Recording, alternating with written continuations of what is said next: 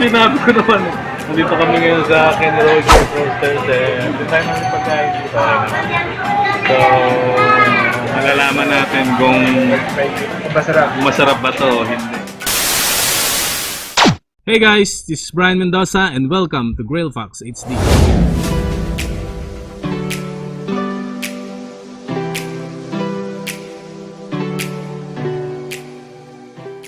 Ito yung gravy nila sa chicken tsaka sa mashed potato. Ay. Oo, nga pala. Parang pag-radyo, no? Parang pa-radyo. Ba't naman yun ang in-order nyo? Ba't yun ang in-order nyo? Yan, nakain mo na ba yun? Yung binibili mo, yung burger na yan? Marami po yun eh. Marami. Marami po yun. Malaki. So, pero masarap naman. Pero pwede mag-order ng burger lang. Pero yun, parang deal na yun eh. Parang package, isang meal lang yun. Katulad ng in-order nyo sa amin. Mukhang masarap, no? Mamaya kainin natin, try natin kung masarap to o hindi. Kasi first time kong makakain dito ng ganito. Meron siyang fruit salad, tapos mashed potato, tapos isang piece ng chicken, tsaka ano ba yan? Muffins? Muffins. So yan, mamaya malalaman natin kung talagang okay na okay. Ito ba kuhanin yan? Pero pwede mag-order na ba? Yung side dish ko, ay walang... Tagal naman yata na order niya. Para sa burger, mukhang malaki talaga. Mukhang malaki. Yung burger niya mukhang malaki. Mukhang malinamnam pa naman, oh. Tignan mo, oh. Oh my goodness. Grabe. A few inches later. Guys, bali, ang tagal ng order ng burger. Yun lang siguro ang medyo... Yes, oh. Ang tagal ng order. So, siguro yun lang ang downside ng Kenny Rogers. Medyo matagal yung order na considering na yun na burger yun, di ba? So, alam ko mas mabilis i-prepare ang ang burger eh. Ano sa palagay mo, mas mabilis i-prepare yung burger o hindi? Ha? O sumasakit na yung ulo mo? Sumasakit na yung ulo ko eh. Hindi na makapag... Ikaw, Grant. Pakain na eh, no? Yun lang ang mahirap. Kumbaga, kung gusto mo talagang kumain at mabilis, hindi ang place ng Kenny Rogers ang dapat mong puntahan. Much later. Siguro kung pupunta ka sa, McDonald's, mas mabilis. Definitely mas mabilis. Kasi fast food yan eh. Although fast food naman to, pero hindi ganun kabilis yung pag-cater nila sa pagkain. Yan ang pinaka-downside nitong Kenny Rogers na to. Yan ang mahirap. Kaya, yung order namin dito, pakina, makita mo, ilang beses na namin pinalo up yan, ha? Pangalawang beses na namin pinalo up yan. 15 minutes later. Ayun, wala pa rin yung order. Wala pa rin yung order. Ano po masasabi nyo? Yung order natin. Sabi nga ay they that wait. Bangalore. Patient. Baka hinahasalay natin pasensya. Ayun lang. Puro mga anak ng Diyos yung kasama ko, kaya puro patience ang sinasabi. Ako, konting-konti na lang pasensya. Ayun. Okay, mamaya uli ha. Tingnan natin kung mag-ano na. Almost 15 minutes na. Ang tagal ng service nila. Grabe. Eventually. So ayun guys, sabi ng tao 6 minutes raw. Yung mismong waiter sabi 6 minutes. Hindi ko alam kung tatagal pa yung 6 minutes o hindi. Kanina pa kasi kami nandito, tapos hindi naman kami napapansin, wala pa rin yung pagkain. Tingnan namin kung may ibigay pa, yung mismong pagkain.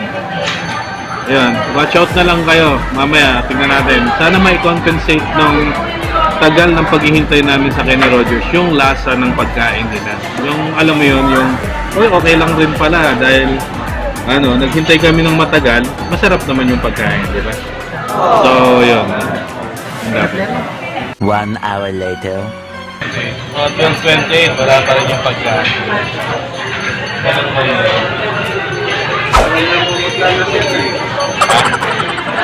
Parang babagsak na eh.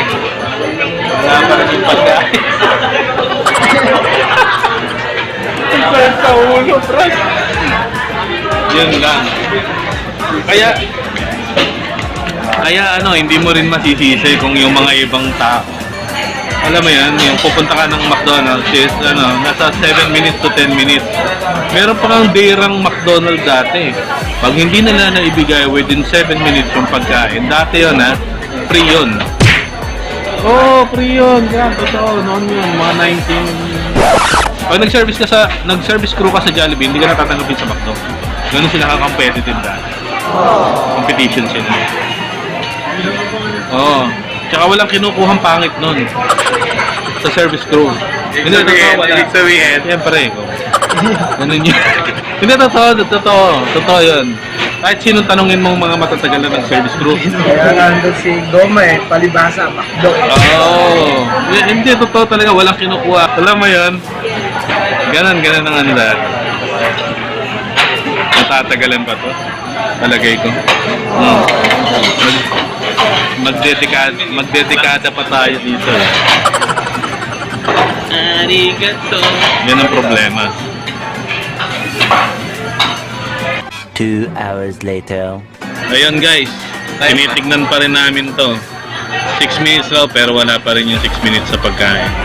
Actually lumipas na yung 15 minutes plus 6 minutes, 21 minutes, naghihintay pa rin kami. Yun.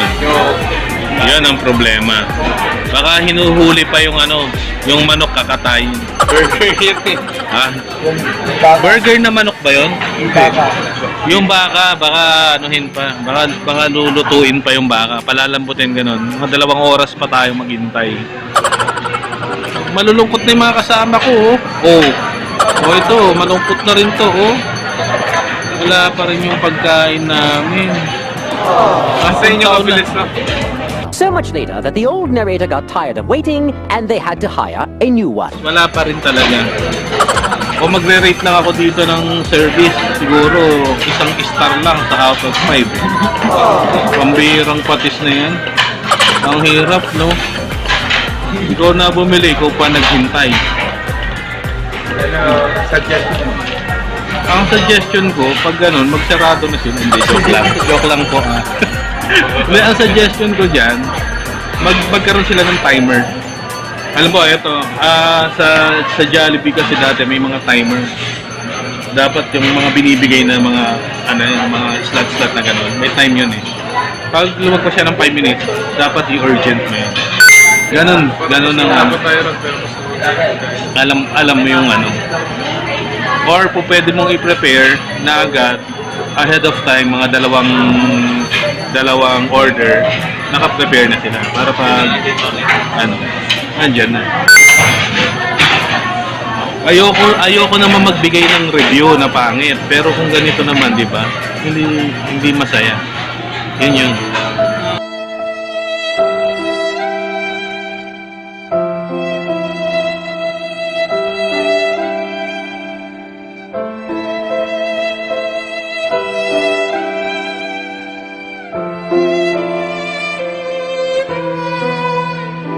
Ayun guys, nakalis na kami sa Kenny Rogers. Sa Kenny Rogers, and nakakain naman kami after 25 minutes na paghihintay sa pagkain. Yun ang problema. Kaya, anong pangalan nito? Ginanahan tayo lalo kumain. Ginanahang kumain lalo. Kasi gutom na kami. Yan ang downside sa Kenny Rogers. Sa Cabanatuan yan sa SM Cabanatuan. Ewan ko lang kung sa ibang Kenny Rogers ganun rin yung service. Yan ang problema. Nung last na kumain ako dun sa Kenny Rogers sa Baguio. yun, maganda yung service doon. Tsaka ano, mabilis. And pag sinerve yung pagkain, medyo mainit siya. Mainit.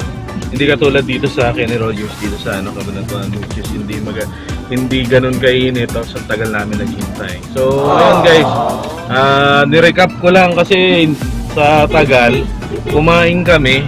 Pagkakain namin, nakalimutan ko nang i-review at balikan ng shot yung iba pa naming in-order, yung parang burger steak something ganun. So ayun guys, salamat sa inyo and don't forget to like, share, subscribe, and on yung notification nyo. Salamat sa inyo, magandang umaga. God bless.